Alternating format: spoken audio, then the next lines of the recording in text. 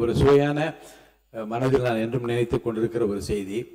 1984ஆம் ஆண்டு பிப்ரவரி திங்கள் 12ஆம் நாள் புரட்சித் தலைவர் எம்ஜிஆர் அவர்களோடு காரில் பயணித்துக் கொண்டிருக்கிறேன். மேற்கு கே நகர் பக்கம் கார் போகிறது. ஒரு இடத்தில் கூட்டம் நிறைய நின்று கொண்டிருந்தார்கள். என்ன என்று கேட்டால், இதுவும் வில்லிவாக்கம் தொகுதியில் தான் வருகிறது, ரேஷன் கடை என்று நான் சொன்னேன். அப்போ காரை நிறுத்துங்கள் என்று சொன்னார். காரை நிறுத்திவிட்டு இறங்கி அந்த ரேஷன் கடைக்கு செல்கிறார். உடன் செல்கிறேன். அங்கே இருக்கிற ஸ்டூல் தான் இருந்தது. அவரை உட்கார்ந்து கொண்டார். அரிசியை கொண்டு வந்து காட்ட சொன்னார். கையில் வைத்து அரிசியை பார்த்தார்.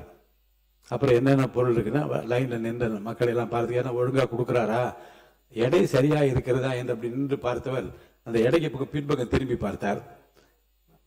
அது எதற்காக பார்த்தார் என்று உங்களுக்கு எல்லாம் தெரியும். அப்புறம் அங்கிருந்து உள்ளே போனார். திரும்ப வந்தார். திரும்ப ஜனண்ட வந்து கேட்டார், நேரத்துக்கு கடையை திறக்கிறார்களா என்று கேட்டார். அவங்க எல்லாம் வந்து கடைக்காரருக்கு பக்கமாக ஒழுங்காக திறக்கிறாள் என்று சொன்னார். சிரித்து கொண்டு காருக்கு வருகிற போது என் கையை பிடி சொன்னார், இது ஒழுங்காக இருக்கிற வரைக்கும் திரும்ப திரும்ப நாம் ஆட்சிக்கு வருவோம் என்று சொன்னார்.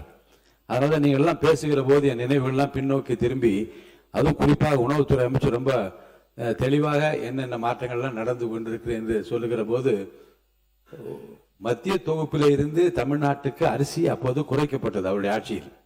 உடனே வந்து கடற்கரையில் உண்ணாவிரதம் உட்கார்ந்தார். என்ன சொன்னார் என்றால், மத்திய தொகுப்பில் இருந்து அரிசி குறைக்கப்பட்டால் என்னுடைய ரேஷன் கடைக்கு அரிசி போக முடியாது. அப்ப ரேஷன் கடைக்கு அரிசி போகவில்லை என்றால் மக்கள் பாதிக்கப்படுவார். இன்னும் உண்ணாவிரதம் என்று உட்கார்ந்து விட்டார். அன்றைக்கு மத்திய விவசாயத்துறை அமைச்சர் அந்த ராவ் பீரேந்திர சிங் அவர்கள் நேரில் வந்து, இனி அந்த தொகுப்பிலே குறைப்பு என்பது இருக்காது, தமிழ்நாட்டுக்கு உரிய பங்களிப்பு தரப்படும் என்று சொல்லி உண்ணாவிரத்தை முடித்து வைத்தார்கள். இதை எதற்கு சொல்கிறேன் என்றால், உணவு பங்கீட்டு துறையில் அவர்கள் மாண்பு உணவுத்துறை அமைச்சர்கள் உன்னிப்பாக நான் பார்த்து கொண்டே இருந்தேன். ஒரு விஞ்ஞானபூர்வமான ஒரு மாற்றத்தை கொண்டு வர வேண்டும் என்ற ஆர்வத்தும், அதன் காரணமாக தான் நீங்கள் உங்கள் ஆட்சியில் என்னென்ன செய்தீர்கள் என்பதை எல்லாம் மக்களும் தெரிந்து கொள்ள வேண்டும்.